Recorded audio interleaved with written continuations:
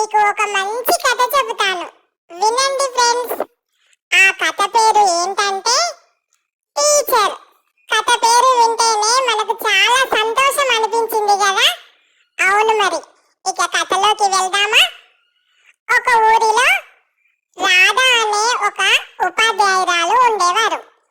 ఆమె చదువు చెప్పే స్కూల్ చాలా చిన్నదే, అయినా ఆమె బోధించే పద్ధతి మాత్రం ప్రత్యేకం. పిల్లలు పుస్తకాలలో ఉన్న అక్షరాలనే కాదు, జీవన పాఠాలను కూడా నేర్చుకునేలా చెబుతుంది. ఒక రోజు ఏమైందంటే, 6వ తరగతి క్లాస్ రూమ్లో ఒక స్టూడెంట్ లేచి, టీచర్ టీచర్, ఈ పుస్తకాలు చదివితే మనకు ఏమి ఉపయోగం అని అడిగాడు. ఆ టీచర్ నవ్వి ఒక విత్తనంను చూపించింది. ఆ విత్తనంను చూపించి ఇలా చెప్పింది, ఇది విత్తనం.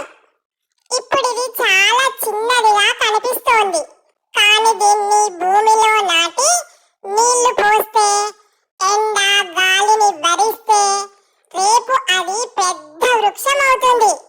జ్ఞానం కూడా అంతే.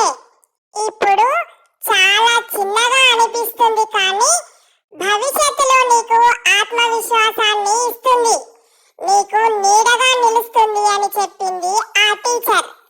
ఆ క్లాస్ పిల్లలందరికీ చాలా బాగా అర్థమైంది.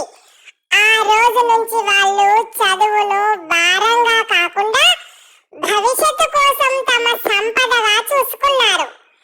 కథ ఇంతే ఫ్రెండ్స్. ఈ కథలోని సందేశం ఏంటంటే, టీచర్ అంటే కేవలం పాఠాలు చెప్పే వ్యక్తి మాత్రమే కాదు, జీవితం గురించి నేర్పించే గురువు, మార్గదర్శకులు కూడా అని అర్థం.